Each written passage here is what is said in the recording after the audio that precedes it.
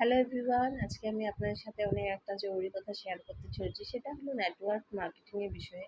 Network marketing এ অনেকের ধারণা যে সবাই করতে পারে না বা সবার দ্বারা পছন্দ না, কিন্তু হ্যাঁ, আমরা এটা করতে পারি।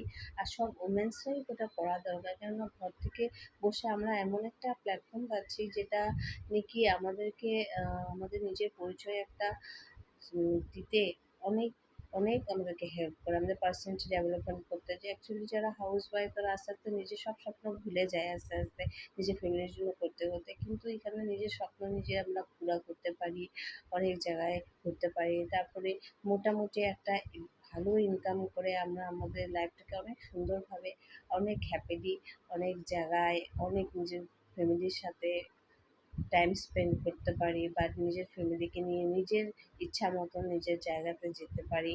তো সেটা আমাদেরকে এই নেটওয়ার্ক মার্কেটিং আমাদেরকে শিখিয়ে দেয়।